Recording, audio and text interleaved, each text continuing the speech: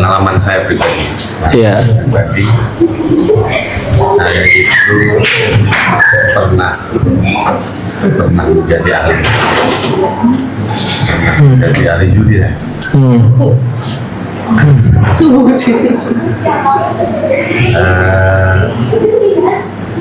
Dari masalah-masalah itu saya otomatis kan banyak dosa terhadap banyak orang yang berhubungan dengan saya. Baik.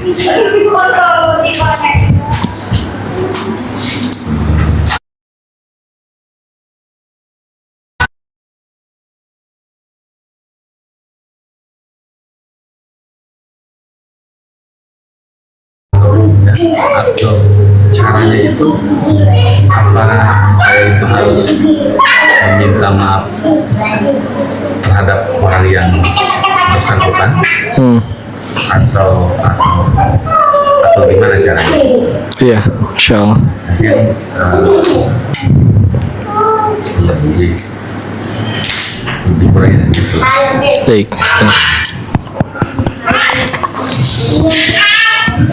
Ada ini? Tes. Kayaknya di belakang kayaknya. Oh bukan. Sebelum nikah saya kan suka Ini udah nyala. Iya. suka ciuman kan gitu. Sebelum nikah atau sebelum halal? Iya. Asli itu.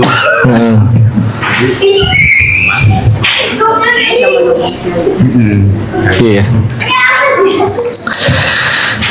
Baik, bismillah. Izin dijawab ya. Ada ayat di Al-Quran kayak begini. Quran surat 35, surat Fatir ayat 45. Enggak, kalau pengen sambil dibaca, dilihat ya. Quran surat 35, surat Fatir, ayatnya ayat terakhir ayat 45. Jadi surat Fatir itu sebelum Yasin, dan ayatnya cuma ada 45. Saya izin bacain ya. A'udzu billahi minasyaitonir rajim. Bismillahirrahmanirrahim. Walau yu'akhidullahu an-nas bima kasabu ma taraka 'ala dhahriha min dabbah. Kalau sekiranya manusia dihukum atas dosanya, jadi setiap kali kita berbuat maksiat langsung datang hukumannya, kata Allah, tidak tersisa, tidak menyisakan satu makhluk pun yang bergerak, yang bernyawa. Jadi nggak tersisa tuh satu makhluk bernyawa pun. Jadi maksudnya bisa dibilang kayak begini: saya, bapak, ibu, teteh, mama, semuanya pantas mati atas dosanya. Pertanyaannya, kenapa ini rame kayak begini? Nggak punya dosa semua ya? Enggak. Tapi Allah jawab sendiri masih ayat yang sama. Walakin, akan tetapi, yuakhiruhum, Allah akhirkan untuk mereka ila ajalim musamma, sampai waktu yang ditentukan. Ya. Jadi kita masih ada saat ini tuh, itu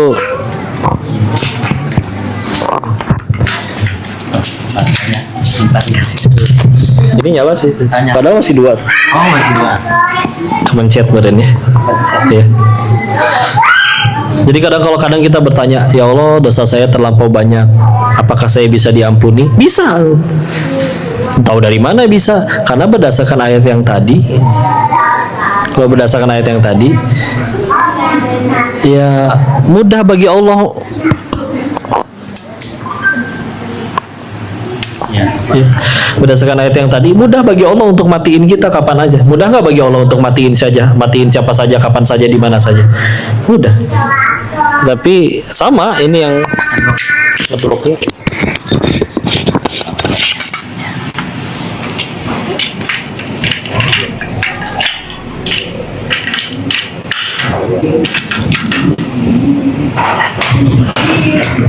Tenang.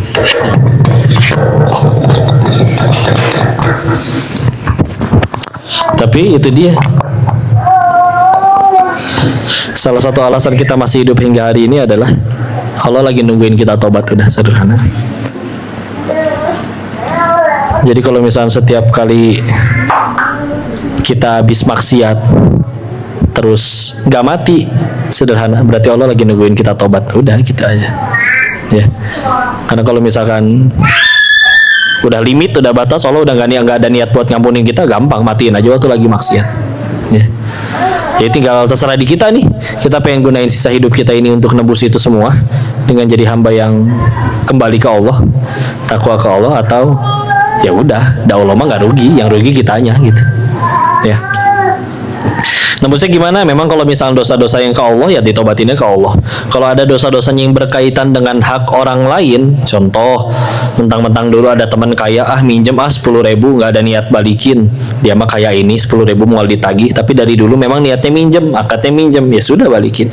Orangnya udah nggak ada kok, cari ahli warisnya. Nggak ketemu kok ahli warisnya, kok sedekahkan dengan nominal yang sama atas nama orang tersebut, jadi supaya jadi pahala bagi orang tersebut. Ya. Kalau ke orang juga, kalau misalnya dalam bentuknya kita pernah nyakitin, pernah jahatin dia, orangnya sampai sekarang saya udah minta maaf, belum maafin, bismillah, hati dia digenggam sama Allah. Ketika kita udah taubatannya taubatan nasuha, Allah terima taubat kita, mudah bagi Allah untuk maafin dosa orang tersebut. Bahkan pernah dengar kajian salah satu guru kami, ada orang yang bisa nyampe surga karena dosanya. Bukan dosanya berubah jadi pahala, bukan. Tapi ada orang yang dengan ingat dosanya, setiap kali dia pengen futur tuh nggak jadi lagi. Lagi malas sholat, malas ngaji. Tapi dia ngelihat, ya Allah, ini orang banyak, mereka pada bisa nggak ya ke surga? Bisa pasti, karena dia nggak punya dosa sebanyak saya. Saya dengan dosa sebanyak ini amat sangat pantas Allah matikan saat itu juga. Terus bukannya malah Allah matikan, malah diizinin dikasih waktu. Orang masih nganggap saya baik, berarti Allah nutupin aib-aib saya. Allah tahu apa yang kita lakuin pas sendirian, orang lain nggak tahu, tapi Allah tetap tutupin. Terus masa kita nggak mau ngaji lebih banyak, belajar lebih banyak, mendekat ke Allah lebih banyak? Berarti takut nggak tahu diri. Di hadapan Allah kita aja nggak suka sama orang yang nggak tahu diri. Masa kita jadi orang yang seperti itu di hadapan Allah? Bismillah. Kalau ke orang, cari selagi masih bisa dihubungi, sampaikan. Kalau ada hak dia yang masih nyangkut di kita, berikan. Sisanya mah nanti tinggal taubatan nasuha di hadapan Allah. Nanti Allah yang mudahkan. Ada batas limitnya nggak kok? Berapa kali maksiat tobat, ada limitnya nggak berapa diampuni? Nggak ada, limitnya cuma 1, mati. Nah, ini sesederhana setiap kali kita habis maksiat nggak mati, berarti Allah lagi nungguin tobat kita. Ya. Jadi ya udah, istilah. Dan bisa jadi yang kayak gitu yang nanti lebih kuat mudah-mudahan ya. Karena ada orang yang Allah jaga, naudzubillah, hidupnya nggak pernah berbuat salah, ketika akhirnya ketemu kemaksiatan dia kayak kelepas dari kandang gitu. Tapi ketika udah pernah nyobain dan udah pernah bonyok ngadepinnya, ya dia udah tahu gitu, nggak ada kesenangan di luar sana. Kesenangan cuma satu, ketika Tuhannya ridho. Jadi lebih mudah gitu. Saya menyesali contoh apa yang dilakukan di Thailand dulu.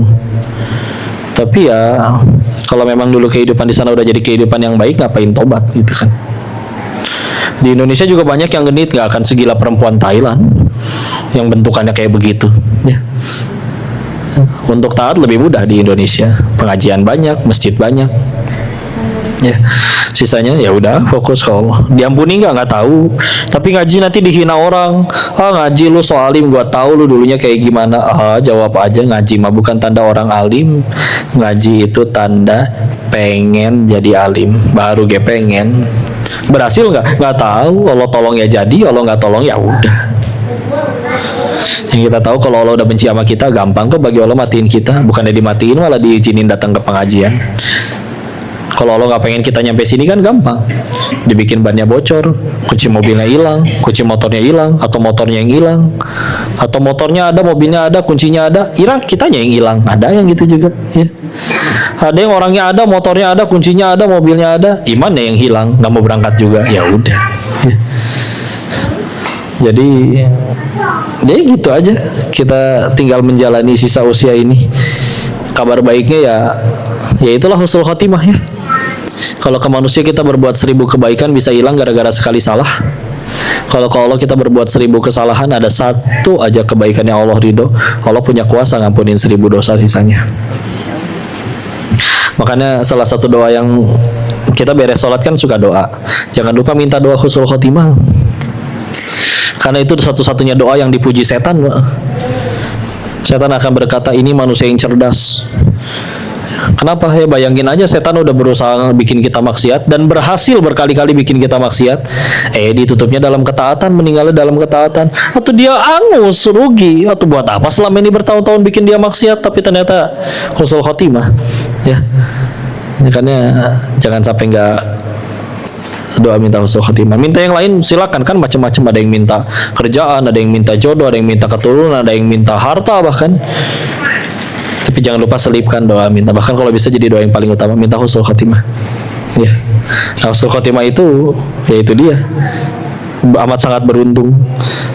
Karena tertutup semua dosa salahnya, dan husnul khotimah itu bukan perkara mati karena apa, tapi mati sedang apa. Ya. Oh, matinya karena COVID, tapi sedang apa? Sedang sujud rakaat terakhir, aman. Daripada kok meninggalnya di masjid, ya masya Allah, sedang apa? Sedang nyolong AC, speaker jatuh ketimpa, ya. Nggak jadi aman, ya. Jadi mudah-mudahan kita semua diwafatkan dalam keadaan husnul khotimah. Itu bismillah. Wallahu a'lam bishawab. Cukup? Azan jam berapa kalau di Serang? 15, bentar lagi 5 menit lagi. Oh, lagi. Ada lagi atau ditutup dengan doa atau kumaha? Tutup doa dulu ya. Nanti kita salat asar.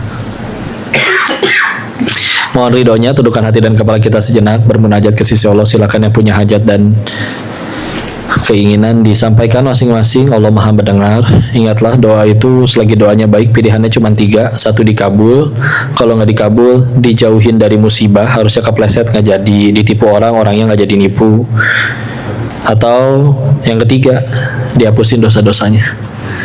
Jadi selagi doanya baik, nggak ada yang nggak dikabul, pilihannya cuma 3 tadi. Kecuali doa yang buruk, ya itu tidak akan dikabul. Yuk kita tundukkan hati dan kepala kita sejenak.